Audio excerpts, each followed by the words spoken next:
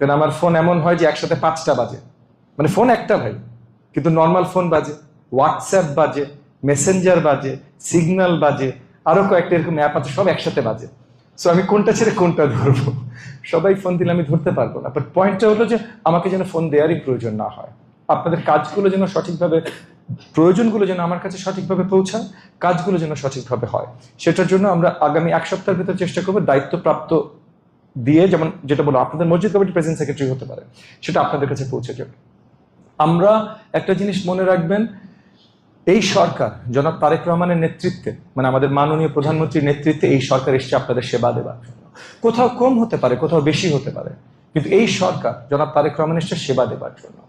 এবং জনাব তারেক রহমানের উম্মাহ হিসেবে বা তার রিপ্রেজেন্টেটিভ হিসেবে আমি এখানে আছি।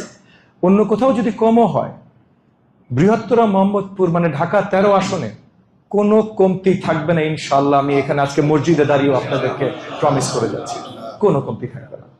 তো সেই জায়গা থেকে আপনারা আশ্বস্ত থাকবেন, এই এলাকার সকল সমস্যার সমাধান আমরা কাজ করব। আপনাদেরকে নিয়ে আপনাদের প্রয়োজন আছে, আপনারা বিশ্বাস রাখবেন।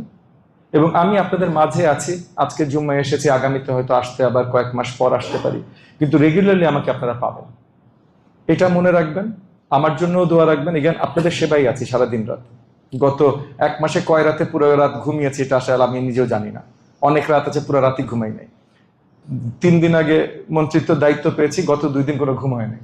আমাদের শিক্ষা ব্যবস্থার অবস্থা এতই শোচনীয় যে মানে কোন কোন জায়গায় খারাপ এটা বুঝতে আমার আরো 10-15 দিন লাগবে। সো এই জায়গাগুলোতে আপনারা দোয়া রাখবেন, আপনারা একটু একটু একটু পেশেন্স, একটু ধৈর্য দেখাবেন আমার প্রতি। জি জি হ্যাঁ, আমাদের তো অবভিয়াসলি আমাদের আলেম সমাজের জন্য অনেক স্পেশাল ব্যবস্থা আছে, সেগুলো যেহেতু জাতীয়ভাবে আছে মাননীয় প্রধানমন্ত্রী জানাবে। এবং সেখানেও খতিব মহোদয়, ইমাম মহোদয়, আপনাদেরও লোকালি কোনো প্রয়োজন থাকলে আমার সাথে যোগাযোগ করবেন, আমি আছি। আমি সারাক্ষণ আপনাদের সেবাতেই আছি, অন্য কিছুতে নাই। তো আমি আর আমার বক্তব্য লম্বা করব না, আমরা পবিত্র জুম্মায় চলে যাব।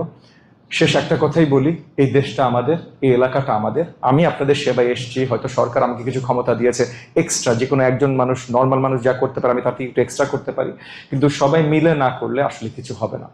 সবাই একসাথে থাকবে, সবাই একে অপরের প্রতি সহানুভূতি, ভালোবাসা দেখাবে। একজন আরেকজনের সাথে আমরা কোনো ধরনের বিভেদ সৃষ্টি করব না।